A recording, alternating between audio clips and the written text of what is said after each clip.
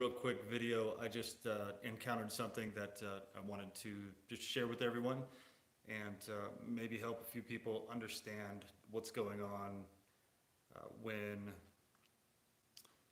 you uncover some information, you pass on information, you do something positive that affects the gang stalkers or the criminals that you're dealing with, and it concerns covert threats. So if somebody powerful that you are speaking out about wants to threaten you, they're not going to show up at your door on their own. They're not going to send you a message or an email or something like that. They'll do it in a roundabout way with somebody that they have leverage over. So a gang stalker is somebody that's been in prison, somebody that's on probation, parole, on payroll, whatever the situation is, that they have leverage over that person.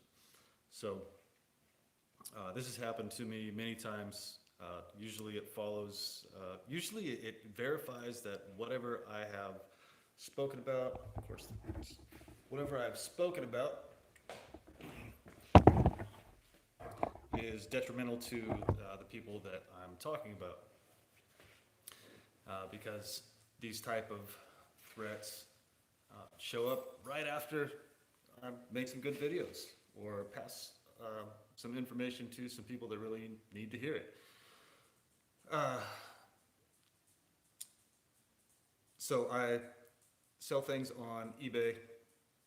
It's been my business for almost 10 years now.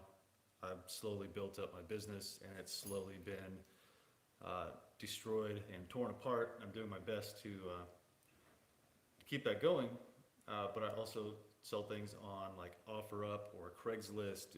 I call it triage. It's just you buy a bunch of, like say I buy a storage unit and I separate all the items. Some of the things go on eBay, some things go on Craigslist or OfferUp. Some things get sold at garage sale. There's all different ways to sell different things. And so right after I make these videos the last 2 days, and I make another video earlier, let's see. Oh no, I was tweeting some stuff earlier about my former boss, who's the commander of the 144th Fighter Wing. He's now the Air Force Inspector General. Right after I got done tweeting that, a message comes up on OfferUp, and it's this guy that has come here before to, what did he buy last time? He bought a Harman Kardon stereo receiver. It's really good stereo receiver. It's AVR 7000. They're like $1,500 to $1,800 new, and I sold that to him really cheap.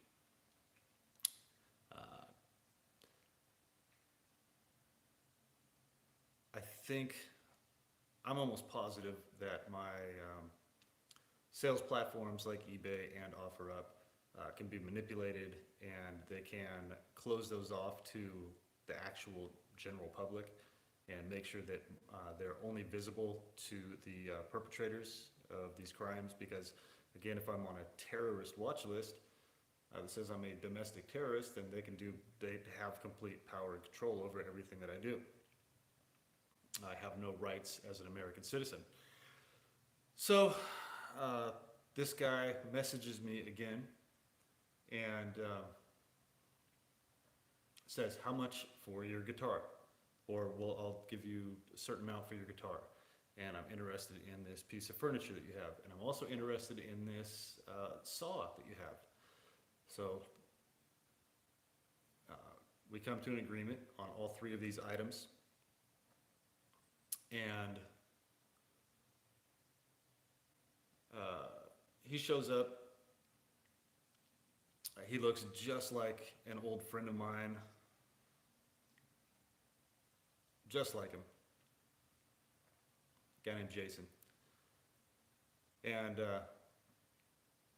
backs into my driveway, and he gets out of his car and he pulls this wad of money out in my driveway immediately, and he's trying to hand it to me in my driveway, almost like he wanted somebody to have a photo of me accepting money from him or something like that. So I just turned around and I walked into my house, because usually when you purchase something, if you buy something on Craigslist or OfferUp or whatever internet website, if you swap meet, wherever you go, garage sale, you want to check something out, you want to test it out, you want to make sure that it works right, and then you give the person the money. So he jumps out of his car and he whips this money out of his pocket, tries to give it to me in the driveway. Turn around, come into the house, and I was like, "Did you want to hear this guitar first?" And he's like, "Well, yeah. Do you play?" I'm like, "Yeah, man. I got a guitar in my living anyway." So I turn it on. I play it for him a little bit. And he seems like he doesn't even care. He says he's buying it for his buddy, and he starts out of nowhere. This is a lot of times how you can tell that you're that a perpetrator of gang stalking, organized stalking, harassment, or somebody that's sending you a threat covertly is doing this to you, because they will just start telling you a story out of nowhere. He starts telling me, "Yeah, man, I met Stevie Ray Vaughan one time. I met him in AA, or art, not AA, NA, Narcotics Anonymous." And I was like, "Oh, wow, that's interesting." And he starts telling me this story, how he was in prison and that he had sold something to an undercover cop. I don't even want to say what basically he sold drugs to an undercover cop, went to prison, and he was in some kind of meeting with Stevie Ray Vaughan. And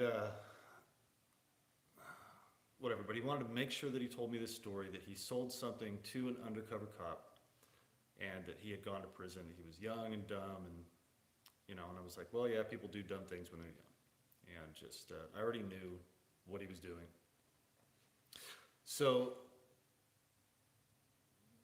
he tells me that he starts telling me, last time he was here, I gave him one of my cards. So I was talking to him about what I go through, just like I talk to everybody. And he was like, "Yeah, you know what, I was thinking about what you told me." And he's like, "It's amazing, man. People can really go after you, all kinds of people. It's you don't even know what they can do." And I was like, "Yeah, actually, I know exactly what they can do. I've been going through this for a very long time." He was like, "No, you don't know what they can do." And it wasn't like when somebody's offering you advice, it's more like, "No, you don't know what they can do." Like, yeah, I get it, man. I get what you're doing. You're telling me, "Well, how do you know this? What do you know about it?" And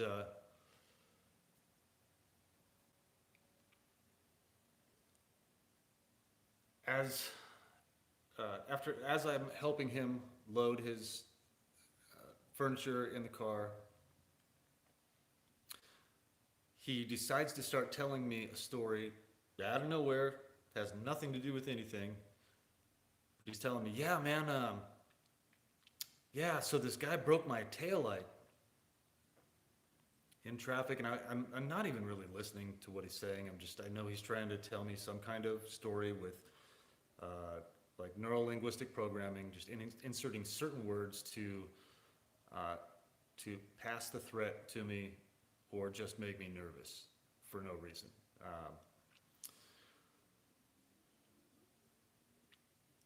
But he starts telling me about his car and how some guy pulled up and hit his taillight, and just out of nowhere, crack! And then he just stops and he looks at me to like see my reaction.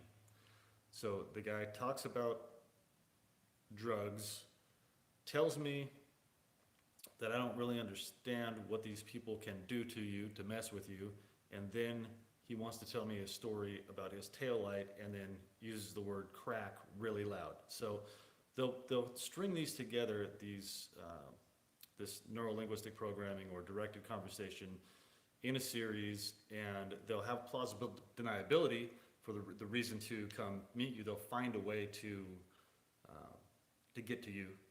I'm selling some of my items on OfferUp. All they have to do is know what platforms I sell on, and send somebody over with some cash. These people have an endless amount of money. This guy really wasn't interested in the guitar and the piece of furniture and the saw. He didn't even want to plug the saw in to see if it worked. He just wanted to give me the money, tell me these ridiculous stories, and then get out of here. And then when he left, he made sure to say, I'll be back. I'll see you again. So my guess is the guys, no, I don't know if you guys know how a lot of this works sometimes, but I believe that they'll take inmates out of prison, people that are actually in prison. They'll say, hey, you want to get out of here for a little while? We've got a job for you to do. Then they'll let them go put some street clothes on, go drive, a rented car or whatever.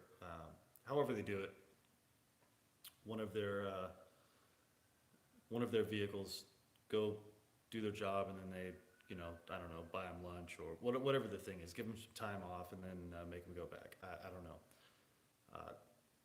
The guy could be on probation or parole, like I was saying. So that's just one way that they will pass threats to you. Somebody, John F., said, subcontractors from prison and police, ? Yeah, if they have leverage over somebody, a lot of those people, if they are we've got sirens going now. A lot of those people, if they are in a situation where they're stuck in a cage and they want to get out, or maybe they're on house arrest, or they'll give them a break on their sentence, maybe get off of probation or parole early. If they just do this certain thing, then that person would do that certain thing in a second to be able to get through that quicker, faster, not be punished as bad. So that's how that works. Who knows? That guy could be a free guy. He did tell me that he was in prison before. He wanted to make sure that I knew that. And that he had met Stevie Ray Vaughan in Narcotics Anonymous. And I'd given the guy my card. He could be watching this right now. I really don't care. So you won't see me again. But basically they were threatening me that they were going to plant drugs on me, and in retaliation for what I'm doing right now. And that kind of thing happens all the time. This girl I dated, Desiree Foley, she had a conversation with me about some cops that she had dated, or a cop that she dated, and somebody did something to her, and he asked her if she wanted him to go plant drugs on the guy. Like, it was just no big deal. Like, we can go plant drugs, we can set that guy up, we can go plant drugs on him, no problem. And she was like, no, that's okay. But we know this happens all the time. There's been police officers arrested for this. There was a guy, I don't know, was the guy in Oklahoma or Texas? I can't remember, but he got caught planting drugs on somebody. And it was this lady that she had a spoon for her yogurt in her car, and he put something in there, whatever you put in a spoon to do drugs, and used the spoon as evidence and said that she was doing this or that. I think because she had a prior record for that, and then they have an easy case pretty much. So just to let everybody know, I don't do any drugs at all. Zero. I don't even smoke marijuana anymore. It's too expensive. I used to have a medical card. Just decided that's not a good idea. Don't drink alcohol. Don't do any kinds of drugs at all. Truth, Good Allentown Transparency Service says lots of gang stalkers in NA.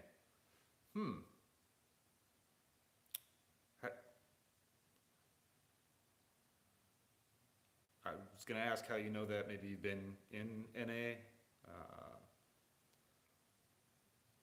I'm guessing if you go to a Narcotics Anonymous meeting and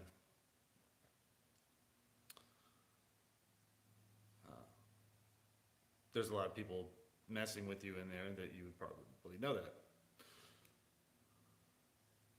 Oh, okay. Okay. All right. All right. I didn't want to make this video. I've got work to do. I'm listing some 35 millimeter slides, actually, some old slides from the 40s, 50s, 60s, 70s, 80s that I've kept for a very long time. I wanted to use some of the images to make like posters and artwork, stuff like that. Posters, t-shirts, hats, all that good stuff if I had time to do that. But I'm going to go ahead and just sell these slides. So, and it takes a long time to do all the photos of these. And I'm working on that. Should take me the next day or two to complete all that. I can't think of anything else that I have in this house that I can list for sale after that. So it's getting sketchy. Really like to see those indictments served and get these people off the streets that are stalking, harassing, threatening, setting up.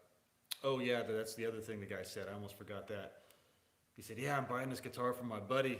I'm gonna set him up good.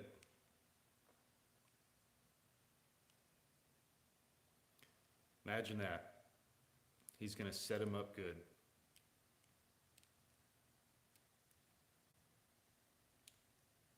So, all right, I haven't read many of the comments.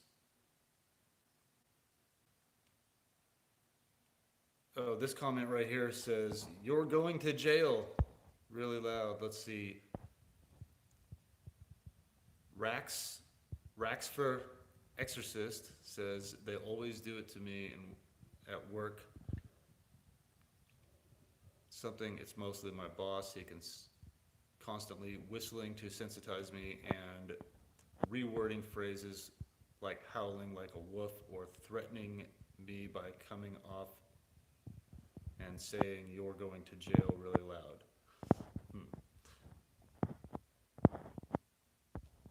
So that to me, I've never seen this person Rax for Exorcist on my channel.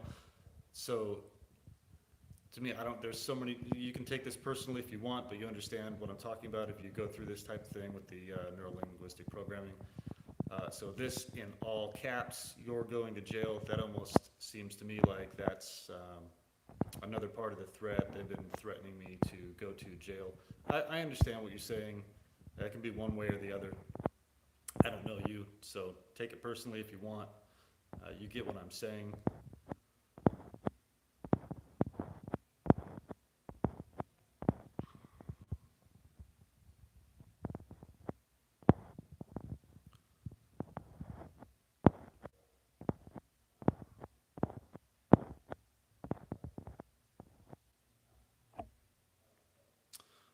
Ty McCullough says, "I tell myself it's a fan club and they like me." Well, whatever you need to do to make yourself feel better, but they don't like you. And it would be fine if they didn't put me in situations that destroyed my livelihood, like arresting me, putting me in jail, destroying my finances. If I just got bothered by people and they just said stuff out in public, that whatever. But when they take away food out of my refrigerator, money out of my pocket, I lose my home, family members, that's when I understand that they don't like me and they're not my fan club. So there's that. I get what you're saying though. Positive mental attitude is always good. Lots of people. It's okay, buddy. Hey. Yeah, I know.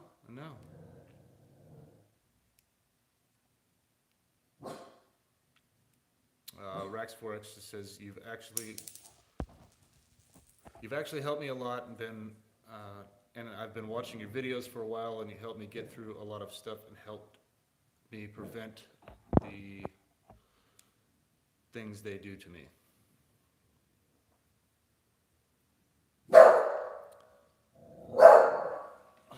How much would I charge for my dog?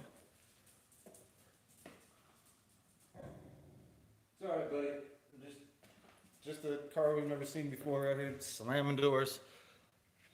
No big deal. All right, I'm gonna go. This video is already 20 minutes long, and it really is supposed to not even be that long. Like I said, I have work to do. Everybody have a good rest of the weekend. Just documenting for posterity, like always. All right, have a good day.